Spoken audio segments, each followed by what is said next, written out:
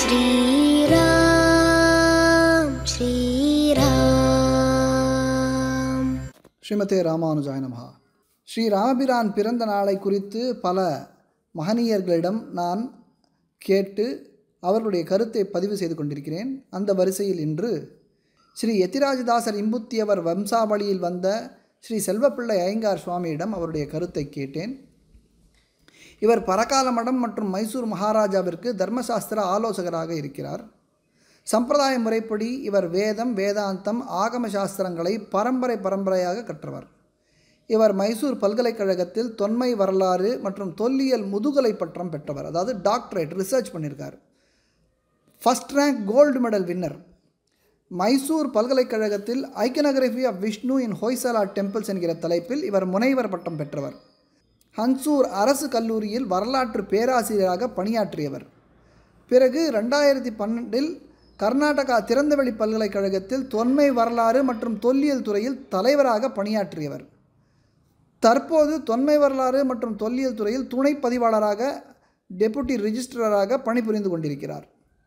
மேலும் ஸ்ரீ நால்வாடி கிருஷ்ணராஜ உடையார் சம்ஸ்தானத்தில் துறை தலைவராக இருக்கிறார், HODயாக இருக்கிறார். கர்நாடக மாநிலத்தில் தொலைக்காட்சி விவாதங்களில் இவர் பிரசித்தமானவர். இவரிடம் பல மேலை நாட்டவர்கள் இந்திய கலாச்சாரத்தை கற்று வருகின்றனர். பல புத்தகங்களை வெளியிட்டுள்ளார். பல ஜர்னல்களிலே இவருடைய ஆராய்ச்சி கட்டுரைகளை வெளியிட்டுள்ளார்.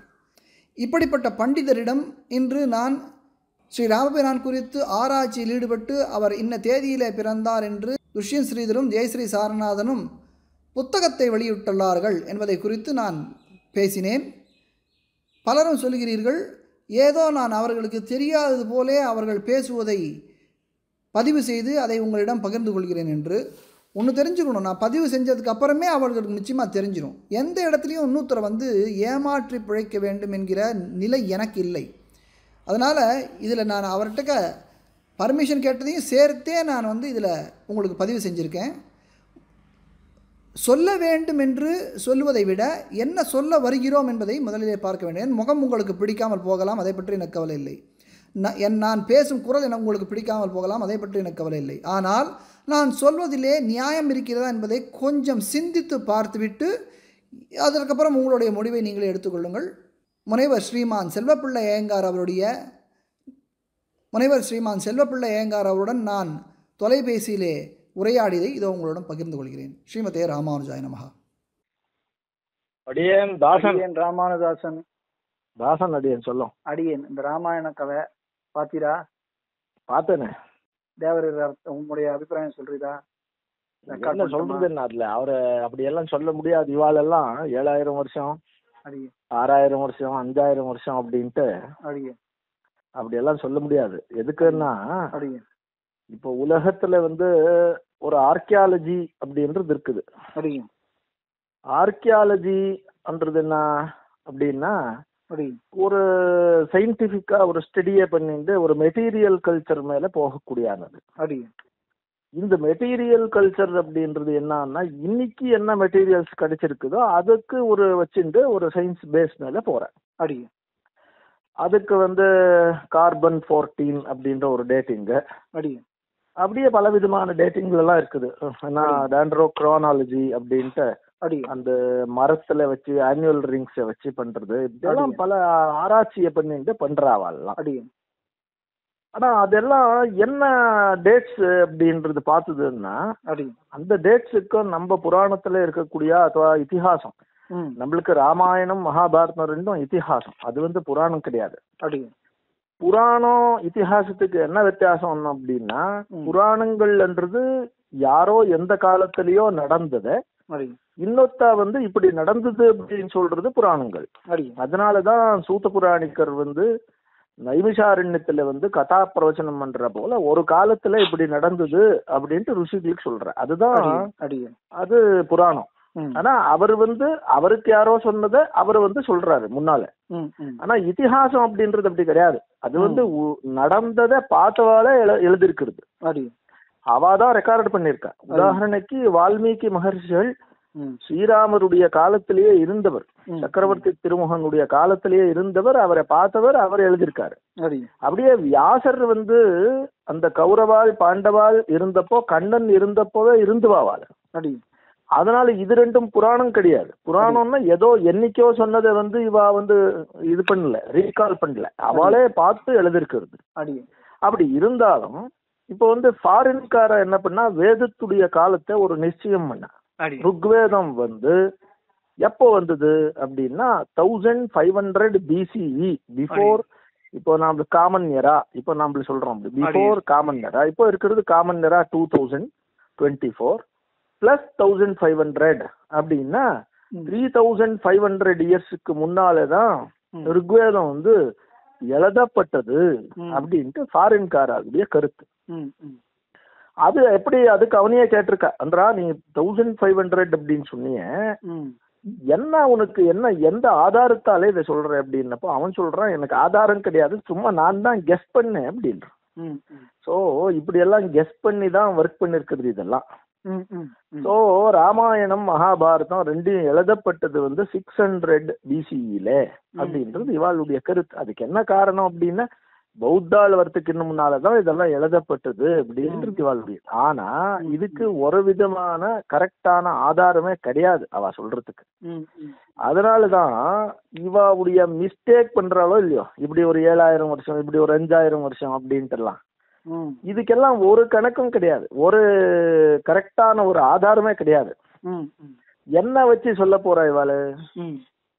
அப்படின்னா கிருஷ்ணர் அவதரிச்சத வந்து இந்த கல்வெட்டுகள்லயே சொல்லியிருக்கா. இப்படி மகாபாரதம் யுத்தம் நடந்து இன்னைக்கு 5125 வருஷம் ஆச்சு இன்னைக்கு இந்த குரோதி சம்வத்சரத்துக்கு. அது வந்து நம்ம பஞ்சாங்கத்துல எல்லாம் எழுதின்னு வந்துட்டு இருக்கா.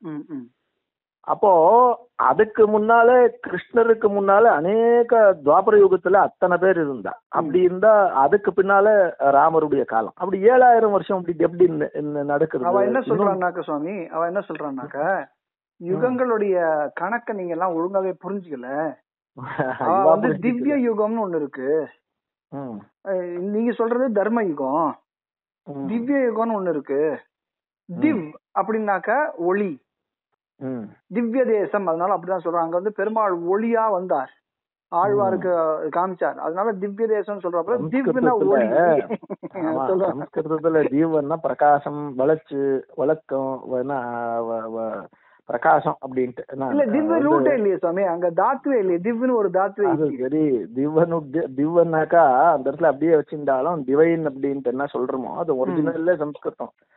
திவாகா அண்ணா அந்தரிக்ஷம் அப்படின்ற அர்த்தத்துல வந்திருக்குது திவாகா. அதனாலதான் தேவதைகள் அப்படின்றப்போ கூட திவத்தின்னு வந்துவாள் இவாள்லாம். தேவதைகள் எல்லாம் ஆகாசத்தின்னு வந்துவா அப்படின்னு நமக்கு தெரியாத இடம் அப்படின்ற காலத்துல வச்சிருக்கா. ஆனா இதையும் கூட இவ காலத்தை சொல்றாள, அந்த லைட் இயர்ஸுக்குள்ள கூட கணக்க எடுத்துக்க முடியாது இவா. இப்போ நான் சொல்றேன், இப்போ என்ன ஆச்சு, ஹரப்பன் கல்ச்சர் இருக்குதோ இல்லையோ, சிந்து ரிவர் கல்ச்சர், சிந்து வேலி கல்ச்சர் அப்படின்றமே, இப்போ அந்த இடத்துல இப்போ என்ன புதுதா எக்ஸ்கவேஷன்ஸ் எல்லாம் நடந்தது. என்ன சொல்றதுன்னா அது 3500 இயர்ஸ் அப்படின்ட்டு இப்ப நிச்சயம் பண்ணிருக்கிறது. 3500 இயர் BCEன்றது அதெல்லாம் போயிடுச்சு இப்போ. அது வந்து 8000 10,000 வருஷத்துக்கு பின்னால போயிடுச்சு இப்போ. BCE 8000 10,000 போயிட்டு இருக்குது இப்போ புதுதா ரிசர்ச். அவ அதை பாக்கணும். ஓ 8000 இயர்ஸ் BCE பிளஸ் 2000 10,000 இயர்ஸுக்கு போயிட்டு தப்பவே அது. அதே 10,000 இயர்ஸுக்கு பின்னால போச்சுன்னா அப்போ ராமருடைய காலம் எத்தனை போறது? அதெல்லாம் இவ என்ன பண்ணணும்னா, முக்கியமா இப்ப ஏற்பட்ட ஒரு அட்டம்ப்ட பண்ணக்கூடாது. என்ன பண்ணணும், இவாள் வந்து மெட்டீரியல் கல்ச்சருக்கு சம்பந்தப்பட்ட போல என்ன வேணுமானும் சொல்லிக்கலாம். ஆனா ஒரு காலத்தை ஒரு நிர்தாரம் பண்ணக்கூடிய காலத்துல இவாளை இப்படி ஒரு ஏதோ ஒரு மெட்டீரியல் கல்ச்சரை வச்சு ராமருடைய காலத்தை எல்லாம் நிர்தாரம் பண்ண முடியாது இவாளுக்கு. அவ என்ன சொல்றான்னா, நான் வந்து மெட்டீரியல் எல்லாம் வச்சு பண்ணல, வால்மீகி எழுதியதை வச்சுதான் நான் சொல்றேன். அவர் எழுதினது திவ்ய யுகம் அப்படின்னு. திவ்ய யுகம்னு எங்கேயாவது யாராவது இது வரைக்கும் ஏதாவது ஒரு பிரமாணம் எங்கேயாவது சொல்லி இருக்கா? திவ்ய யுகம் அப்ப சொல்லணுமே, ஒரு திவ்ய யுகம் இஸ் ஈக்குவல் டு அது சொல்லல, so many modern days, அதான் so many modern years ன்னு சொல்லணுமே. அது சொல்லலாம், ஏதோ ஒரு லாஜிக்க சொல்லணுமே. என்னன்னா சுவாமி இப்ப என்ன நடக்கிறது, இப்ப இது வந்து படிச்சவர்கள் அப்படின்ற ஆளுக்கு மட்டும்தான் இது புரியும், சாமானியர்களுக்கு புரியாது. அதனால நான் சொல்றேன், சாமானியர்களுக்கு புரியுற மாதிரி திவ்ய யுகம் ஒண்ணு இருக்குன்னு நானே கற்பனை பண்ணிக்கிறேன். அதுதான் உண்மைன்னு நான் சொல்றேன். நான் சொல்றது உண்மை. புராணங்கள் எல்லாம் யாரோ சொல்லி கேட்ட கட்டுக்கதைகள், அதுல இருக்கிறதெல்லாம் நம்ம எடுத்துக்கூடாது. இதிகாசம் தேவர் சொல்லிருப்பாங்க, இதிகாசம்ன்றது அப்பயே நடந்த போய் எழுதினதுனால அது வந்து அது வரலாறு, ஹிஸ்டரியை நாங்க எடுத்துக்கலாமே தவிர புராணத்தை தள்ளிடணும். புராணத்துல இருக்கிறதெல்லாம் ஏத்துக்க கூடாது. இந்த புராணத்துல என்ன சொல்ல இருக்குதுன்னா, புராணத்துல இருக்கிறதே நம்மள ஒத்துக்க கூடாது அப்படின்னு சொல்லல. புராணம் வந்து புராணத்தை என்னைக்கோ நடந்ததுனால அதுல கொஞ்சம் மாற்றங்கள் வந்திருக்கலாம். எதுக்குன்னா சொல்லக்கூடியான ஒரு వ్యక్తి சரியா சொல்றப்போ என்ன பண்றான், அதை அர்த்தம் பண்ணிக்கிறோம், நெக்ஸ்ட் அவனுக்கு சொல்றோம். இப்படி பல காலம் நடந்து போச்சுன்னா கொஞ்சம் வித்தியாசங்கள் மாற்றங்கள் வந்திருக்கலாம். ஆனா இதிகாசத்துல மாற்றங்களே வராது. எதுக்குன்னா அவர் தன்னுடைய கண்ணாலேயே பார்த்ததுதான் எழுதிருக்காரு அப்படின்ட்டு. புராணத்துல கேட்டது எழுதிருக்கிறது. அந்த புராணங்கள்ல கால இது கேலண்டர் சொல்லும் போது, யுகங்க கணக்கெல்லாம் சொல்லும் போது அதுல எங்கேயுமே எந்த புராணத்திலயுமே மாற்றமே இல்லையே. எல்லாத்துலயும் அதுதானே சொல்றது, கல்பம், மன்வந்தரம் அப்படின்னு, யுகம் அப்படின்னு அதுதானே சொல்றது. புராணத்துக்கு ஒரு பெரிய லட்சணமே இருக்குது.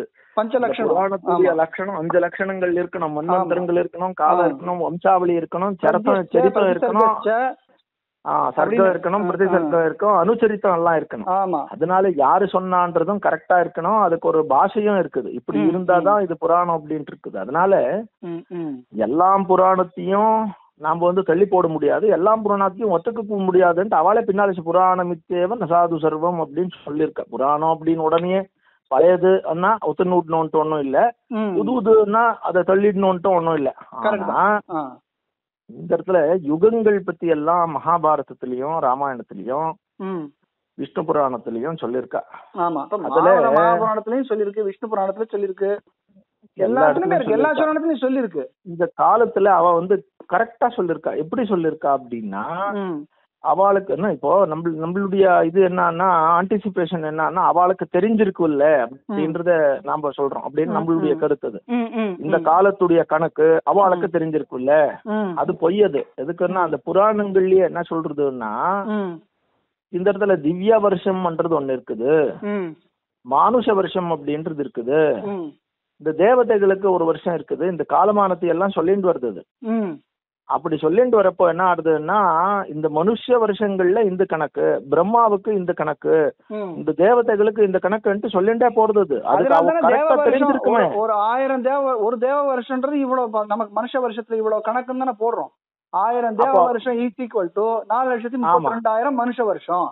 அப்போ என்னைக்கும் குறைவானமே வழியா ஜாஸ்தி ஆடுத்துக்கறல. இப்போ 11,000 வருஷம் வந்து ராமர் வந்தாரு அப்படின்னப்போ நீ வந்து அதை குறைக்க முடியாது. அப்படின்னா என்ன, 11 மினிட்ஸுக்கோ 11 டேஸுக்கோ 11 இயர்ஸுக்கோ நீ குறைக்க முடியாது. எதுக்குன்னா எப்பவும் 10 டைம்ஸ் ஆஃப் திவ்ய வருஷத்துல வந்து இவனுக்கு குறைவா இருக்கிறது மனுஷனுடைய ஆயுசு, அவனுக்கு குறையாது. ரிவர்ஸ்ல இருக்குது இவ சொல்ற கதை. அப்படின்னா என்ன, ஒரு 14,000 வருஷம் அவர் அப்படி இருந்தார் அப்படின்னா நீ 14 வருஷத்துக்கு அதை இறக்கி விட்டா அப்ப உன்னுடைய ஆயுசு அவனுக்கு இன்னும் ஜாஸ்தின்ட்டு ஆயிடுமோ இல்லையோ. அப்ப அவர் சொல்லிருக்கிறது திவ்ய வருஷங்கள் கணக்கு குறைவாயிடும் இதுக்கு. இப்ப அவன் 5 லட்சம் வருஷம் சொன்னான்டா அப்படின்னா அது 5,000 வருஷம் 5,000 நாள் அப்படின்னு கன்வெர்ட் பண்ணிட்டா அப்ப உன்னுடைய 5,000 நாளைக்கு இன்னும் ஜாஸ்தி உங்களுதே ஆயிடுறது, கலியுகத்துதே ஜாஸ்தி ஆயிடும். அப்படி அவ சொல்லிடல. அவ சொல்லிருக்கிறது அது வந்து கிருதயுகம் தான் நம்பர் 1, அப்புறமா வந்து திரேதா, அப்புறமா வந்து துவாபரன், அப்புறமா வந்து கலி அப்படின்னு சொல்லியிருக்கா. ஒரே யுகத்திலேயே இல்ல ஒரே நாள்லயே 4 யுகமும் வரும் அப்படின்னு எங்கேயா சொல்லிருக்காளா அப்படின்னு சொல்றா. ஒரே நாள்லயே 4 யுகமும் வரும். இப்ப வந்து ராவணன் இருந்த இடத்துல எல்லாம், ராவணன் எங்கெல்லாம் போனோம்னா அங்கெல்லாம் கலி இருந்தது. அப்படி இப்போ என்ன ஆகுதுன்னா, இது வந்து ஒரு லாஜிக்கல் டிபேட் அவ்வளவுதான் வழியா, அது உண்மையா அது கிடையாது. எதுக்குன்னா கலியுடைய லட்சணம் சொல்லிருக்கிறதே தனி, துவாபரத்துடைய லட்சணம் சொல்லிருக்கிறதே தனி. அப்படியே வந்து கிருதயுகம் திரேதாயுகத்துல சொல்லிருக்க கூடியானதெல்லாம் தனித்தனியா சொல்லிருக்கா. அப்படி இருக்கிறப்போ கலியுடைய ஸ்வரூபத்தை கிளீன மகாபாரதத்திலயும் ராமாயணத்திலயும் ரொம்ப எல்லாமே விவரமா என்ன சொல்ற டீடைல்டா அவ வந்து எக்ஸ்பிளைன் பண்ணிருக்கா. அப்படி இருக்கிறப்போ ஒரே யுகத்திலேயே 4 தர்மமும் இருக்கிறது அப்படின்றது பெரியவாள் என்ன சொல்றா, கலியுகத்திலயும் கூட தர்மத்துல இருக்கிறவனுக்கு வந்து அவன் கிருதயுகத்திலேயே இருந்தா போல பண்றான் அப்படின்னு ராமருக்கே சொல்றப்போ வேதாந்த தேசிகர் அவர் என்ன சொல்றார், ராமன் வந்து அவன் இருந்தப்பவே திரேதாயுகத்துடைய தர்மத்தை அனுசரிச்சான் அப்படின்னா. அப்படியே பரீட்சித்தோ இல்ல தர்மராஜாக்கோ சொல்றப்போ இவர் வந்து கிருதயுகத்துடைய திரேதாயுகத்துடைய தர்மத்தை நிலநாட்டினவன் அப்படின்ற எத்தனையோ கல்வெட்டுகள்ல நம்ம ராஜாக்கும் கூட சாதுர்வர்ணத்தையும் தர்மத்தையும் காப்பாத்தினவன் அப்படின்னு சொல்றப்போ இவன் சாட்சாத் ராமர் போலயே இருந்தான், சக்கரவர்த்தி திருமன் போல இருந்தான். விஷ்ணுவர்தனனுடைய இன்ஸ்கிரிப்ஷன் வருது வேலூர்ல, அந்த இடத்துல இவன் சாட்சாத் நாராயணன் போலயே இருந்தான் அப்படின்னு என்ன அர்த்தம் அதுக்கு அப்படின்னா அப்பேற்பட்ட ஒரு தர்மத்தை அனுசரிச்சுட்டு இருக்கான்ட்டு அப்படி ஒரு இதுவா சொல்றமே வழியா அது வந்துடுத்து அப்படின்ட்டு. அப்படி வந்துட்டாக்கா கலிக்கு இதே இல்லையே, ஒரே ஒரு கேள்வி சுவாமி என்னன்னா, இப்ப ராமர் எந்த மாசத்துல பிறந்தார்னு வசிஷ்டர் எழுதியிருக்காரு, வால்மீகி எழுதியிருக்காரு, வசிஷ்டர் சொல்றதா எழுதுறாரு இல்லையா? சைத்திர மாசத்துல பிறந்தார். இவர்கள் சொல்ற இப்ப கணக்கு வந்து ஜனவரி மாசத்துல பிறந்தாருன்னு சொல்றா. இப்போ வால்மீகி சொன்னது தப்பா போச்சா? அதுக்கு நான் சொல்றது இப்ப ஜனவரி என்ற கணக்கே இருக்கு இல்லையாப்பா. சைத்திர மாசம்ன்றத ப்ரூவ் பண்ணணும் அப்படின்னா 7000 வருஷத்துல சைத்திர மாசம் ஜனவரியில வந்தது அப்படின்றதுக்கு வேற எவிடன்ஸ காட்டணுமே அவள். ஆமா, இப்போ ஒரு எவிடன்ஸால ஒரு எதையோ நான் சொல்றேன் அப்படின்றதுனால அது உண்மை ஆறல. நான் சைத்திர மாசம் இப்படி 7000 இயர்ஸ் இன்னும் வந்துட்டு இருக்குது அப்படின்னு காட்டணும். அப்படி காட்டுறதுக்கு அவ கிட்ட எத்தனை இது இருக்குது ஒன்னும் கிடையாது. இல்ல அதெல்லாம் நம்மளுக்கு அதெல்லாம் சொல்லவே இல்ல. கேட்டாக்க இந்த கேள்வி எல்லாம் கேட்டாக்க நம்மள பிளாக் பண்ணிடுறான். அது ஒரு ஐடியா. அது சரி. இப்ப என்ன ஆகுதுன்னா நான் நம்மளுக்கு தெரிஞ்சிருக்கிறது ஒரு 2-3 இன்ஸ்கிரிப்ஷன்ஸ் அவைலபிள் இருக்குது சுவாமி. Oldest inscription which mentions Kali era is Aihole inscription of Ravikirti. சரி. That is வந்து புலிகேசியுடைய 2ஆம் புலிகேசியுடைய சரித்திரத்தை சொல்லக்கூடியானது. அந்த இடத்துல அவன் என்ன சொல்றான்னா இன்னைக்கு 3575 வருஷங்கள் மகாபாரத யுத்தம் ஆகி இன்னைக்கு முடிஞ்சது அப்படின்றது அதை சொல்றது அது அந்த கணக்குல. அப்ப அன்னைக்கும் இவாளுடைய கணக்குக்கு ஜனவரியில சைத்திர மாசம் வந்ததுன்னு சொல்ல முடியாது. அப்போ 3000 வருஷத்திலேயே மாறல அப்படின்னா அவளை எப்படி அதை சொல்றா? அதெல்லாம் என்னன்னா எதையோ சொல்லலாம், ஆனா அதுக்கெல்லாம் ப்ரூவ் பண்ணாத போச்சுன்னா சும்மா அது வெறும் விகத்தனம் அப்படின்னு. அவர்கள் ப்ரூவ் பண்றேன்னு சொல்லிட்டு பாதி சொல்றா, பாதி தனக்கு வேணுங்கிறதெல்லாம் எடுத்துட்டு பாதியா சொல்றதுனால இப்ப என்ன ஆகுது? இது வந்து ஒரு நாஸ்திகனோ இல்ல ஒரு ரிசர்ச்சரோ சொன்னா நம்ம கண்டுக்க போறது இல்ல, அவன் ஏதோ சொல்லிட்டு போறான்னு. இப்ப வந்து ஆஸ்திகனை சொல்லி துஷ்யந்த் ஸ்ரீதர் அப்படின்னு ஒரு உபன்யாசகர் அவரு சொல்றாரு, ஜெயஸ்ரீ சாரன் தன்னையே ஒரு ரிசர்ச்சர் அஸ்ட்ராலஜிஸ்ட் அப்படின்னு சொல்லிட்டு தானே வந்து PhD இன் அஸ்ட்ராலஜி, நான் வந்து கோலங்கள் எல்லாம் பார்த்தேன், நான் ஜாதகத்தை கணிச்சேன் அப்படின்னு சொல்லி அவர்கள் சொல்லும் பொழுது இது சாமானியர்கள் பாக்குறவர்கள் என்ன நினைக்கிறா, ஓ சொல்றது சரியா தானே இருக்கும், மற்றவர்கள் எல்லாம் 10ஆம் பசலி அதெல்லாம் வந்து ஓல்ட் ஸ்கூல். இந்த நாட்டுல ரொம்ப பேரு ரொம்ப பெரிய பெரிய ஆர்கியாலஜிஸ்டுகள் எல்லாம் வந்துட்டா, அஸ்ட்ராலஜர்ஸ் எல்லாம் வந்து அஸ்ட்ரானமில நல்ல இதெல்லாம் பண்ணுவாள்லாம் வந்துட்டா. பாஸ்கராச்சாரியா போல சரி வராக மிஹிரர் அவரெல்லாம் வந்து நான் சொல்றது அதெல்லாம் விட்டுடலாம். இது ஆரம்ப காலத்திலேயே பிரிட்டிஷ்ல வந்து பிற்பட்டு இந்த என்ன நம்ம மாடர்ன் ஸ்டடீஸ் ஆரம்பம் ஆச்சு, அந்த மாடர்ன் ஸ்டடீஸ்லயே பல பேர் வித்வாம்சால் வந்துட்டா. அப்பேற்பட்ட பெரிய நன்ன படிச்சிருந்துவா அவள்லாம், சம்ஸ்கிருதத்தையும் ஆங்கிலத்தையும் நன்ன படிச்சிருந்துவா. அவளே இது யாரும் இதை ப்ரூவ் பண்ண முடியல, எல்லாம் டிபேட்டபிள் அவெல்லாம் விட்டுட்டா. இப்போ நான் வந்து உலகத்துல நான் வந்து ரொம்ப பவர்ஃபுல்லா ஆறேன் அப்படின்றதுக்காக அப்படின்ட்டு பகவானுடைய அனுகிரகம் இருந்தா யார் வேணுமாலும் என்ன வேணுமாலும் பண்ணலாம், அதுவே தனி. ஆனா அதை பண்றப்போ என்ன ஆகுதுன்னா எல்லாரும் ஒத்துக்கும்படியான ஒரு கரெக்டான ஒரு ப்ரூஃபோட கொடுக்கணும். எதையோ நான் எதையோ சும்மா ஜெனரலா சொல்லிவிட்டா அதுக்கு என்ன சொல்றான்னா சாஸ்திரத்துல விகத்தனம் அப்படின்ற. விகத்தனம்னா சும்மா ஜோர கத்துறதுன்னு அவ்வளவுதான், அதுக்கு ஒன்னும் விசேஷமானது ஒன்னும் கிடையாது. விசேஷமா கத்தனம். இப்ப தேவரி ரிசர்ச் பண்ணிட்டு இருக்கு. இப்ப தேவரி ரிசர்ச் பேப்பர் ஒண்ணு பப்ளிஷ் பண்ணாக்க யூடியூப்ல பப்ளிஷ் பண்ணுவீரா இல்ல வந்து ஏதாவது ஜேர்னல்ல பப்ளிஷ் பண்ணிட்டு அதுக்கு கிரிட்டிக்கலா வந்து அதை நிறைய படிச்சவாள்லாம் அதை பார்த்து இது அதுக்கு எது சரியா தப்பான ஒரு கமெண்ட் அடிச்சதுக்கு அப்புறம் அந்த பேப்பர் அப்ரூவ் ஆனதுக்கு அப்புறம் தானே அது ரிசர்ச் பேப்பர்னு சொல்ல முடியும்? சுவாமி எதே ஒரு ரீசர்ச் ஜர்னல்ல எழுதணும்னா அதுக்கு இப்போ வந்து ஜர்னல் ஏதோ ஜர்னல்லயும் எழுத முடியாது. அது வந்து UGC இன்னும் அது லிஸ்டா இருக்கணும். அது UGC லிஸ்டட் அப்படின்ட்டு வருது. UGCல வந்து நோட்டிபிகேஷன் இருக்கக்கூடியானது அதுவா இந்த பெரிய பெரிய சம்ஸ்தைகள்ல ஒத்தன் இருக்கிறது. அப்பேற்பட்ட ஒரு ரீசர்ச்ல பண்ணணும். அதுக்கு நீங்க வந்து அனுப்புன உடனே அதுக்கு ஒரு பீர் இருக்கிறது. அந்த பீர் கமிட்டி வந்து அது ரெஃபரீடு ஜர்னல் ஆயிருக்கணும், பீர் கமிட்டி இருக்கணும். அந்த பீருக்கு அனுப்ப உடனே அவன் வந்து அதை டிசைட் பண்றான், அது ரிவ்யூ ஆறுது. அது அப்புறமா தான் உங்களுக்கு ஒரு அளவுக்கு இது வருது. பப்ளிஷ் ஆன பிற்பட்டும் ரொம்ப பேர் அது மேல டிபேட் பண்ணலாம். அது ஒன்றும் அது நீங்க எழுதின உடனே அதை வந்து அக்செப்ட் பண்ணிடணும்ட்டு எல்லாம் ஒன்றும் கிடையாது. அப்படி இருக்கிறப்போ இதெல்லாம் எழுதின உடனே அக்செப்ட் பண்ணிடணும் அப்படின்றதெல்லாம் எழுதவும் இல்ல. எழுதினாக்க முதல்ல அந்த பியர் கமிட்டி வந்து அந்த ஒரு கமிட்டி இருக்கு, அந்த கமிட்டிக்கு முன்னாடி போய் அந்த குழுக்கு முன்னாடி போய் வச்சு இவர்கள் இத அவர்களுக்கு புரிய வச்சு அவர்களை ஒத்துக்க வைக்கணும் ஃபர்ஸ்ட் ஆஃப் ஆல். அதுக்கப்புறம் தான் அது பப்ளிஷ் ரிவ்யூ பண்றாவால. அது ரிவ்யூ பண்ணதுக்கு அப்புறம் தான் ஏன்னா நீங்க வந்து சரியா ரிசர்ச் பண்ணிருக்கலாம்னு பாக்குறதுக்கு அவதான் முடியும் இல்லையா? இப்ப நம்ம பேசுறது இந்த சைத்திர மாசம் ஜனவரியில வந்ததுன்னு என்ன ஆதாரம் அப்படின்ற கேள்வி அவர்கள் கேட்பாங்க அங்க இல்லையா? அது கேட்காம அது பப்ளிஷ் பண்ண விட மாட்டா இல்லையா? இதுக்கெல்லாம் ரிவ்யூ கமிட்டில ஆமா ரிவ்யூ போடுறா. இல்ல போனா என்ன ஆகுதுன்னா, இப்போ ஜர்னல் இல்ல, நான் ஏதோ ஒரு மேகசைன்ல எழுதுறேன் அப்படின்னா உன்னுடைய அபிப்பிராயத்தை நீ எழுதிக்கலாம். அதுக்கு என்ன மேகசைன்ல என்ன வேணுமாலும் எழுதலாம். அது அவனுடைய கருத்து, அவன் என்னவோ சொல்றான், அவனுடைய ஒரு லாஜிக், அவ்வளவுதான். அதை ஒத்துக்கணும்ன்றது கிடையாது. ஆனா ஜர்னல்ன்றது என்னைக்கும் அகடமிக் பேஸ்ல போகக்கூடியானது. சோ இப்போ நான் என்ன பண்ணணும், ராமாயணத்துல இருக்கக்கூடியான பாலகாண்டத்துல இருக்கக்கூடியான ராமருக்கு ஜென்மத்துக்கு சம்பந்தம் பட்டக்கூடிய என்ன சம்பந்தம் பட்டிருக்குதோ அந்த எல்லாம் ஸ்லோகத்தை எடுத்து அனாலிசிஸ் பண்ணி அதுக்கு இன்னும் பண்ணிருக்கா சுவாமி. ரொம்ப பேர் என்ன பண்ணிருக்காருன்னா, ராமருடைய ஜென்மம் வந்து 70,000 வருஷம் ஆச்சு, 80,000 வருஷம் ஆச்சு. எதுக்குன்னு அஸ்ட்ராலஜிக்கலி அந்த ராமாயண காலத்துல ஒரு கிரகணம் வந்தது. அந்த கிரகணம் நடந்தது வந்து 80,000 years back, 1 lakh years back அப்படின்ட்டு எல்லாம் பண்ணிருக்கா சில பேர். இப்ப அவாவுடைய இது இப்ப அந்த லாஜிக் உழுந்து போடுறது இவா சொல்றது பார்த்தாங்க. 7,000 இப்போ அப்படி எழுதினவர்கள்லாம் இந்த ரிசர்ச் பேப்பரை பார்த்துட்டு இந்த ரிசர்ச்ல இருக்கிற ஓட்டையெல்லாம் அவர்கள் சொல்லுவாங்க இல்லையா?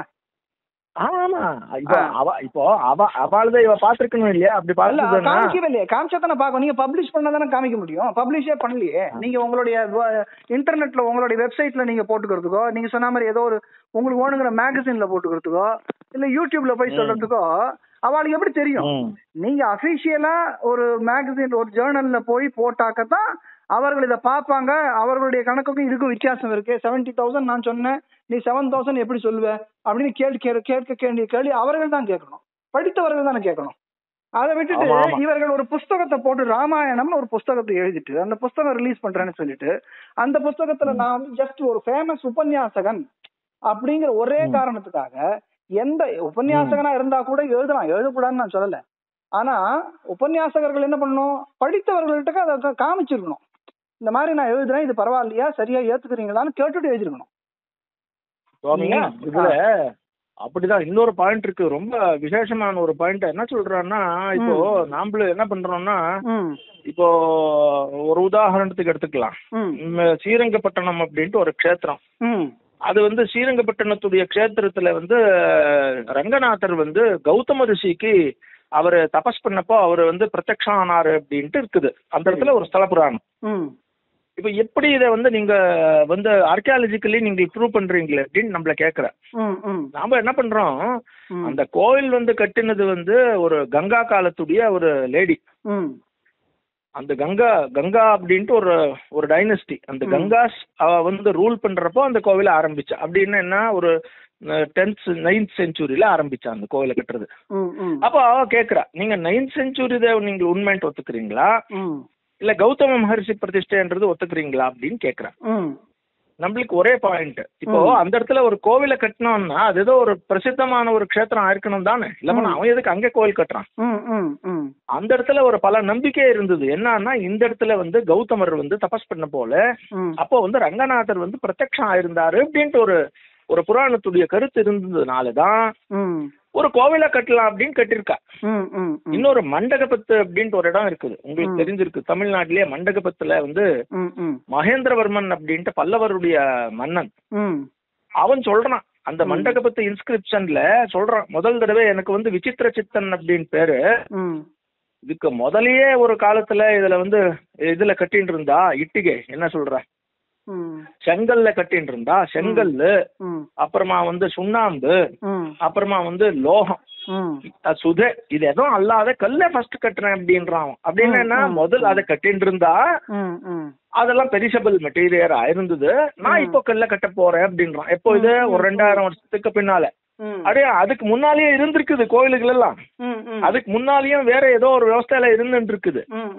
அதனாலதான் அவ என்ன சொன்னா கௌதமருக்கு பிரதிஷ்டை அப்படின்னா. ஆனா முன்னால என்ன ஆச்சு, யாரும் அந்த கல்ல கட்டுறதுக்கு ஆரம்பிச்சா, அவ்வளவுதான். ஒரு இடம் க்ஷேத்திரமா இருந்தது, அந்த க்ஷேத்திரத்துல பலவிதமான ஒரு பதலாவணைகள் என்ன சொல்ற சேஞ்சஸ் ஏற்படுறது. ஆனா அந்த சேஞ்சஸ் ஏற்படுறதையே வச்சு இதுதான் ஒரிஜினல் அப்படின்னு சொல்ல முடியாது. அப்படியே இதெல்லாம் என்னன்னா இது ரெண்டையும் சமன்வயம் பண்ணணும் எப்பவுமே. நம்மளத விட்டு கொடுக்காத மெட்டீரியல் கல்ச்சருக்கும் ஒரு ஒரு ரெஸ்பெக்ட கொடுத்து நம்மளுக்கும் ஒரு ரெஸ்பெக்ட கொடுத்து நம்மளது எப்படி இருக்குதுன்னு ப்ரூவ் பண்ணணும். அதை விட்டுட்டு நீங்க வந்து அதே சரி நம்மளதெல்லாம் தப்பு அப்படின்னு விட்டா அப்போ நம்மளுடைய நாலேஜ் எல்லாம் பொய் ஆயிடுமா, தப்பாயிடுமா? அப்படி எல்லாம் சொல்றதுதான் நான் சொல்றேன். அப்புறம் அப்ப நீ அது நாஸ்திகா போலே இருந்துடலாமே. ஆஸ்திக வேஷத்துல எதுக்கு இருக்கீங்க அப்படின்ற கேள்வி இல்லையா? ஆமா ஆமா ஆமா ஆஸ்திகால் வந்து என்னைக்குமே அது ஆச்சு, நம்மளுக்கு அது ஒத்துக்கூடாது, நம்ம மார்க்கம் வேற எப்படின்னு இருக்கணும். அந்த மார்க்கத்துக்கே போய் நானும் சேர்ந்து விட்டுருந்தானாக்கா என்னுடைய மார்க்கம் போய் அப்போ என்ன சொல்லணும்னா எனக்கு அந்த மார்க்கம் தெரியாது, அதான் நான் சொல்றேன். அந்த மார்க்கத்துல தெரிஞ்சவாள நீங்க கேளுங்க. சரிதான். என்னுடைய மார்க்கத்துல இருந்ததுன்னா என்னுடைய கணக்கு இப்படி இருக்குது, அதுக்கு வந்து இப்படி இருக்குது, என்னுடைய லாஜிக் இப்படி இருக்குது, எனக்கு அந்த மார்க்கம் தெரியாது அப்படி சொல்லிவிடுங்க, பிரச்சனையே இல்லையே. ஆமா அது பிரச்சனையே இல்லை. ஆனா நான் சொல்றது நீங்க வசிஷ்டர் சொன்னது, விஸ்வாமித்திர வசிஷ்டர் சொன்னதெல்லாம் போய், ஆச்சாரியர்கள் சொன்னதெல்லாம் போய், உங்களுக்கு எல்லாம் ஒண்ணுமே தெரியாது அப்படின்னு பேசும்பொழுது நாம வந்து அதை கண்டிக்காம இருக்கலாமா? கண்டிக்காம எப்படி இருக்க முடியும்? ஏன்னா நான் சொல்றேன் கரெக்ட். 10,000 வருஷமா இவா கணக்குல பார்த்தா 7,000 வருஷமா யாரும் ஒன்னும் சொல்லல, நான் தான் கரெக்டான அர்த்தத்தை இதுக்கு சொல்றேன் அப்படின்னு சொல்றதுக்கு ஒருத்தர் கிளைம் பண்றாங்கன்னா அவளை பல இதுல என்ன சொல்றான்னா, அவளை பல யூடியூப்ல அவளுடைய உபன்யாசத்துல என்ன சொல்லிருக்கான்னா, எதையும் கொஸ்டின் பண்ணணும், எதையும் ஒத்துக்க கூடாது, பிளாக் பண்ணிடுவா. உங்க கருத்துக்களை நீங்க பாக்கணும், அத கருத்தை சொல்லணும் அப்படின்ட்டு எல்லாம் அவர் சொல்ற அளவு சொல்றாரு. அத வந்து பல இடத்துல நான் பாத்திருக்கேன். அப்படின்னா நீங்க தயங்க கூடாது, நீங்க பயந்துக்க கூடாது, நீங்க நீங்க உங்களுடைய இத வந்து கரெக்டா சொல்லி விட்டுடணும் அப்படின்ட்டு எல்லாம் அவர் சொல்லிருக்காரு. அதனால இதையும் அப்படியே கேட்க வேண்டியது தானே, அவ்வளவுதான். அப்போ கேட்டாக்க அது கரெக்டா ஆன்சர் பண்ண முடிஞ்சா ஆன்சர் பண்ணணும், இல்ல போனா இல்ல என்னுடைய லாஜிக்கு கூட தப்பா இருக்குது அப்படின்னு சொல்லணும் அவரு. சரிதான். ஆமா இல்லையா? இல்ல சொல்ல ப்ரூவ் பண்ணணும், இப்படி இல்ல என்னுடைய அதே யூடியூப்லயே பண்ணட்டும் பரவாயில்ல, என்னுடைய லாஜிக்கு இப்படி இருக்குது, தீஸ் ஆர் தி ஏன்னா கன்சிடரிங் ஃபேக்டர்ஸ், நான் இதை வச்சு பண்ணிருக்கேன், இதுதான் என்னுடைய என்ன ஏதோ ஒரு இதுக்கு வந்திருக்காரு அவர், கன்க்ளூஷனுக்கு வந்திருக்காரு. ஆமா, இந்த கன்க்ளூஷன் வரத்துக்கு எனக்கு இப்பேற்பட்ட ஒரு காரணங்கள் இருந்தது, அதனால இதுக்கு கன்க்ளூஷனுக்கு வந்தேன் நானு அப்படின்ட்டு அவ சொல்லணும்.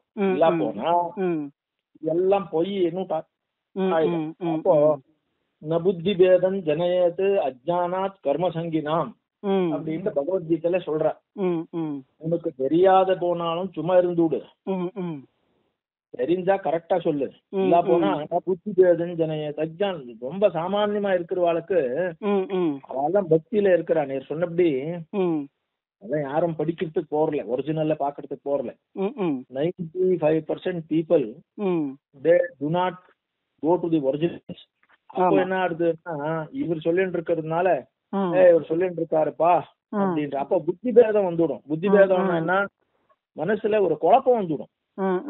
அப்படி குழப்பம் வரக்கூடாது அப்படின்ற இல்லையா? கரெக்ட். அதனால நாம அந்த காரணத்தை அதை குழப்பறதுக்கு போக கூடாது. தெரிஞ்சா கிளீனா சொல்லணும். சரி சுவாமி. அப்படி இது நான் பப்ளிஷ் பண்ணலாமா சுவாமி நீங்க பேசுனத? ஒன்னும் என்னுடைய பாஷை சரியா இருக்குதா இல்லையா? அது நல்லா சரியா தான் இருக்கு, நல்லா இருக்கு. அதனால என்ன, நீங்க வந்து கர்நாடகால இருக்கீங்க, இவ்வளவு தமிழ் பேசுறதே பெரிய விஷயம். அதனால இருந்தாலும் நான் எல்லாருக்கும் புரியாம தான் நீங்க பேசுறீங்க, என்ன புரியாம தான் இருக்கு. ஆனா எனக்கு நல்லா புரியுது, அதே மாதிரி எல்லாருக்கும் புரியும் நினைக்கிறேன். இங்கிலீஷ்ல பேசுறதெல்லாம் புரியுது, நம்ம தமிழ்ல பேசுறது புரியாதானே? இவர்கள்லாம் இங்கிலீஷ்ல ஒரு புத்தகம் எழுதுறா அதெல்லாம் புரியும் நினைக்கிறவா, தமிழ்ல பேசினா ஏன் புரியாது? அண்ணா தமிழ்ல பேசுறோமே. எதுக்குன்னா இந்த பாரம் ராமாயணத்துடைய 2 ஸ்லோகத்தையும் சொல்லணும் அப்படின்னு நினைச்சேன். சொல்லுங்க. ததச்ச மாசே சைத்ரே நாவமிகே திதௌ நக்ஷத்ரே அதிதி தைவத்யே ஸ்வோச்ச சம்ஸ்தேஷு பஞ்சசு கிரஹேஷு கர்க்கடே லக்னே வாக்பதா விந்துனா சஹா ரோத்யமானே ஜகநாதம் சர்வலோக நமஸ்கிருதம் கௌசல்யா அஜனயத்ராமம் சர்வலக்ஷண சம்யுதம் விஷ்ணோரர்தம் மகாபாகம் மைக்ஷ்வாகுவர்தனம் கௌசல்யா சுசுபேதேன புத்திரேண அமித தேஜசா யதா வரேண தேவானாம் அதிதிர் வஜ்ரபாணினா அப்படின்ட்டு கரெக்டா சொல்லி இந்த காலத்துல எல்லாம் கரெக்டா சொல்ற. இதுக்கு இதை வச்சுதான் நான் சொன்னேன். எதுக்கு என்ன இப்ப வந்து 70,000 years எல்லாம் சொல்லிருக்கா அப்படின்னானு, இதை வச்சு இதை வந்து இந்த கிரகம் இப்படி இருக்குது அப்படின்னா எத்தனை வருஷம் ஆயிருக்கலாம் அப்படின்ட்டு அவ ஒரு ஆராய்ச்சி பண்ணிருக்கா. அந்த ஆராய்ச்சி பண்ணுவாலும் இன்னைக்கும் அது வந்து இதுதான் 100% கரெக்ட் அப்படின்னு கிளைம் பண்ணல. இது ஒரு விதமான ஒரு ஆராய்ச்சி அப்படின்னு சொல்லியிருக்கா. அப்படி இவாளும் என்ன பண்ணணும், இது இப்படி இருக்கலாமா அப்படின்னு சொல்லணுமே இல்லையா, இதுதான் அப்படின்னு சொல்றதுக்கு இவாளுக்கும் ஒன்னும் கிடையாது, ஒரு ப்ரூஃபும் கிடையாது. இதுதான் என்னுடைய கருத்து. என்னன்னா இப்படி எல்லாம் சொல்றதுக்கு இவாளுக்கு 100% ப்ரூஃப் கிடையாது.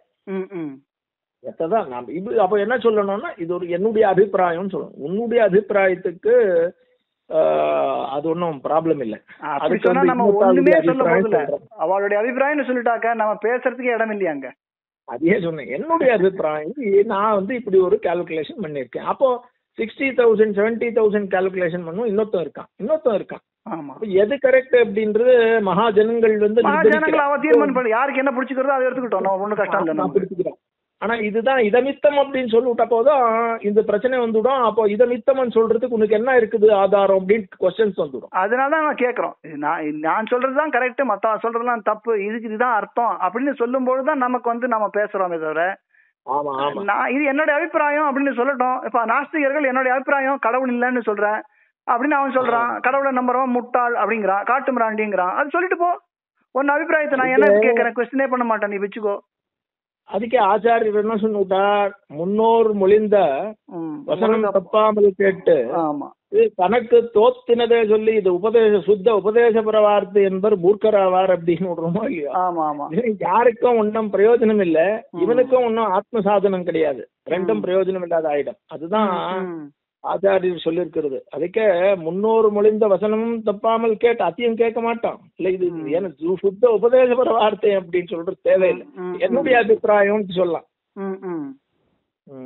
சரி சுவாமி, இது நான் பப்ளிஷ் பண்ணிட்டுமா உங்களோட நூல்ல கேட்டுன்றேன். ஏன்னா நிறைய பேர் என்ன சொல்றேன், நான் பேசுனேன்னா அது இதையும் சேர்த்து போட்டுடணும். ஏன்னா நாங்க வந்து உங்களுக்கு பர்மிஷனே இல்லாம ரங்கராஜன் போடுறான் எல்லாரோடையும் பேசிட்டு அப்படின்னு.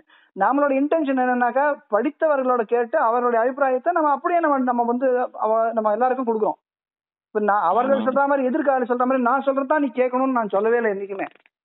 நான் சொல்றத நான் உங்ககிட்ட கேட்டுக்கிறேன், எனக்கு தெரிஞ்சது எனக்கு தெரியலையா, நீங்க சொல்றத நான் தெரிஞ்சுன்னு நான் அதையே நான் மற்றவாளுக்கிட்ட சொல்றேன், நான் மாத்திலாம் சொல்லல, அதே தான் மற்றவாளுக்கு சொல்றேன். நீங்க என்ன சொல்றீங்களோ அப்படியே அந்த ரெக்கார்டிங்கை தான் நான் போடுறேன். அதனால நான் வந்து இது வந்து ஏதோ ரகசியம் இல்லை, நாம 2 பேரும் பேசுறது வந்து என்னமோ எங்காத்து பிரச்சனையோ உங்காத்து பிரச்சனையோ இல்ல, இது ஸ்ரீராமாயணத்தை பத்தின பிரச்சனை இல்ல சுவாமி. இப்போ நான் என்ன சொல்றேன், நாம சொல்றது எல்லாமே உண்மையோ தப்போ ஆயிருந்ததுன்னா அதுக்கும் டிபேட்டுக்கு வரலாம், இதுவும் இல்லை. இப்போ ஏன்னா வந்து சாஸ்திரத்துடைய சர்ச்சையா இருப்போ என்ன ஆகுதுன்னா அவன் சொன்னதே சரி அப்படின்றதெல்லாம் ஒன்றும் கிடையாது. இப்போ இந்த உலகத்துல ரொம்ப பேர் நம்மளுக்கு இன்னும் விருட்சத்துக்கு இன்னும் விருட்சம் பெரிதா இருக்கும். அதனால இது சரியில்லைப்பா, நீ சொன்ன பாயிண்ட்ஸுக்கு இப்படி சரியில்லை அப்படின்னு அதை ஒத்துக்கலாமே. அப்படி இருந்ததுனால்தான் இத்தனை சம்பிரதாயம் இருக்கு. நம்ம சம்பிரதாய பேதங்கள் இருக்கிறதுக்கு காரணமே ஒருத்தர் சொல்றது அவர்களுடைய வழி அதுன்னு சொல்லிட்டு நம்ம விட்டுடுறோம். பிரதானமான 3 சம்பிரதாயம், அத்வைத சம்பிரதாயம், துவைத சம்பிரதாயம், விசிஷ்டா சம்பிரதாயம் வந்ததுக்கு காரணமே இவர்களுடைய புரிதல்லையே டிஃபரன்ஸ் இருக்கு இல்லையா? இது அவங்களுடைய பிலாசபி டிஃபரன்ஸ். ஆமாம், ஏகம் சத் விப்ராஹ பகுதா வதந்தி அப்படின்னு வேதத்திலேயே வந்தது. ஆமா, அதனால ஒரு சத்தை அர்த்தம் பண்ணிக்கிறப்போ பகவானே ஒருத்தன் இதுதான் இதமித்தம் அப்படின்ட்டு அர்த்தம் பண்ணினுட்டா அப்போ பகவான் இவனுடைய கை காட்டு விடுறானோ இல்லையோ, அப்ப அவனுக்கு ஒரு லிமிடேஷன் விடுறதோ இல்லையோ. பகவான் சர்வஜன், அவன் பரமபுருஷன், அவனுக்கு ஒரு எல்லையே கிடையாது. ஒருத்தன் நான் இதை பூர்த்தி புரிஞ்சுன்னுட்டேன்டா அப்படின்ன உடனே அவன் லிமிடேஷன் ஆயிடுவானோ இல்லையோ. அதனால உலகத்துல அவனை புரிஞ்சுக்கிறதுக்கு எத்தனையோ மார்க்கங்கள்ல பிரயத்னம் பண்ணிருக்கா. அது அந்த பிரயத்தனத்துல நாம ஏதோ ஒரு வழியில போயிட்டு இருக்கோம். அது நம்ம பூர்வாச்சாரியாக்கள் எல்லாம் கொடுத்துருக்க கூடியான ஒரு வழி, இதுதான் சரி அப்படின்னு நம்மளுக்கு தோன்றது, நம்மள போயிட்டு இருக்கோம். அப்படியே அவளுக்கு தோணா அது எது சரி அப்படின்னு தோன்றதோ அதை அனுசரிக்கலாம். அதுல என்ன நம்ம அவளை ஒன்னும் குத்தம் சொல்லல. இது இந்த கதை இப்படி சொல்லி என்னுடைய அபிப்பிராயம்னு சொன்னாக்கா அங்க பேச்சுக்கே இடம் இல்லை. இதுதான் சரி, மற்றவர்கள் தவறுன்னு சொன்னா தான் நம்ம அங்க டிபேட்டுக்கே வர போறோம். டிபேட்டுக்கு வரதுக்கு நம்ம ரெடியா இருக்கோம். அதுவும் ஒண்ணு. ரெண்டாவது இன்னொன்னு என்னன்னா, எதையே சொல்லணுமானாலும் இதுல எமோஷன்ஸ் இருக்குது, இதுல கல்ச்சர் இருக்குது, இதுல எல்லாமே இருக்குது. அப்ப என்ன பண்ணணும்னா, நான் சொன்னதுக்கு இதெல்லாம் லாஜிக் அப்படின்னு சொல்லணும். புரிஞ்சுதா? இந்த லாஜிக்ல நான் சொல்லிட்டு இருக்கேன்டா அப்படின்னு காட்டணுமோ இல்லையோ. ஆமா ஆமா ஆமா, சரிதான். அது ரொம்ப டயத்துக்கு ரொம்ப சந்தோஷம் சுவாமி. ரொம்ப ரொம்ப நன்றி. சரி, அடியண்டா.